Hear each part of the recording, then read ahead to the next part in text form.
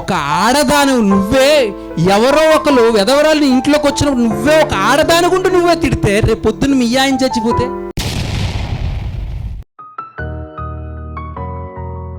దేవుని పిల్లలారా, మీకు అందరికి ఒక రిక్వెస్ట్ ఏంటో తెలుసా? ఇందాక ఎపిసి పత్రికలు మనం చదువుకున్నాం. మనం ఎలా ఉండకూడదు?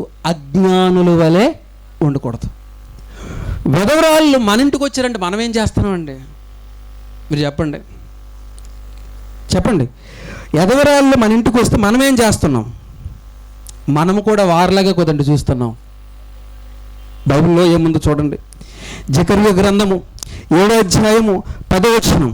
జకర్యా గ్రంథము 7వ అధ్యాయం 10వ వచనం వేగంగా చదువుతారా? వెధవరాండ్రును, తండ్రి లేని వారిని, పరదేశులను, దరిద్రులను బాధ పట్టుకుడి. వారిని ఏం చేయకూడదు? మీరు బాధ పెట్టకూడదు. 1 తిమోతి పత్రిక 5వ అధ్యాయం 3వ వచనం. 1 తిమోతి పత్రిక 5వ అధ్యాయం 3వ వచనం. నిజముగా అనాథులైన వెధవరాండ్రును ఏం చేయమన్నాడు? సన్మానింపమన్నాడు. వెధవరాండ్రును సన్మానించన్నాడు, బాధ పెట్టకొద్దు అన్నాడు. ఎంత మంచి మాటలండి బైబిల్లో. ఏంటి యాకోబు పత్రిక ఏమన్నాడు తెలుసా? 1:23లో అసలైన నిజమైన భక్తి ఏమన్నాడు తెలుసా? ఎవడైనా వాక్యమును వినేవాడు ఉండి. కానీ భక్తి గురించి మాట్లాడతాడు చివరి వచనంలో.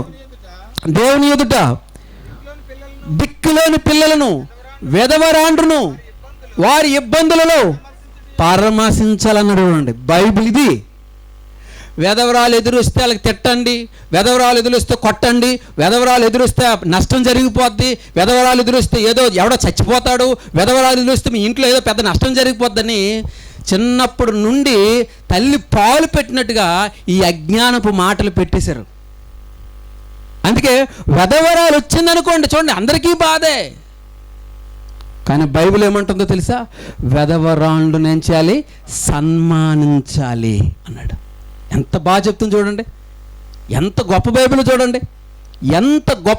చూడండి. దేవుని పిల్లలారా, బైబిలేనండి ప్రపంచానికి దిక్కు. ఎవడు ఏదనుకున్నా సరే పర్వాలేదు. ఎందుకో తెలుసా? ఇక్కడ చట్టాలు మొన్న వస్తే, దేవుడి చట్టం ఎప్పుడు వచ్చిందండి? 2000 సంవత్సరాల కిందట వచ్చింది చట్టం. భార్య గురించి మాట్లాడుతున్నాడు, వెధవరాళ్ళ గురించి మాట్లాడుతున్నాడు. ఎంత గొప్పదండి విషయం.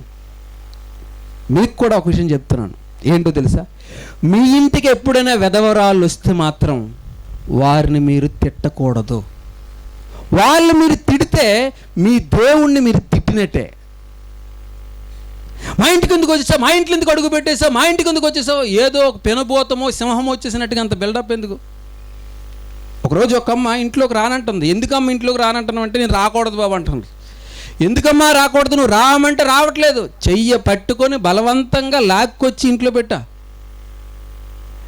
బాబు అంటుంది. అమ్మా, మాకు బైబిల్లో దేవుడు ఏం రాసి చెప్పాడంటే, నిన్ను వలె నీ పొరుగు వారిని ప్రేమించమని చెప్పాడమ్మా. మనిషిని ప్రేమించమన్నాడు తప్ప ఆచారాలను ప్రేమించమని అక్కడ చెప్పలేదమ్మా అన్నాడు.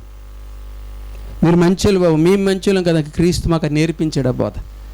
ఆ బోధ నేర్పించాడు కనుక ఈరోజు ఉంటున్నాం అలాగా. ఒకవేళ అదే రాకపోతే, అదే తెలియకపోతే, మనము కూడా ఫస్ట్ నుండి మన ఇంట్లో ఫస్ట్ లాగా మనము ఉంటే మనము సేమ్ అలాగా అవుతాము. మన తల్లిదండ్రులు ఏం చెప్తారో మనం అలాగే ఉంటాం. మనకు కూడా ఏం చెప్తారు? అమ్మ వెధవరాలు రాకూడదురా, వచ్చిందంటే ఏమైపోద్ది? ఆ ఇంట్లో ఏదైనా నష్టం జరిగిపోద్ది, ఏదైనా బాధ జరిగిపోద్ది. ఆ టైంలో ఆమె వచ్చి వెళ్ళిపోయి 2-3 రోజులు ఏదైనా ఒక నష్టం జరిగింది అనుకో, వెంటనే మనకి ఏమైపోద్ది చెప్పండి?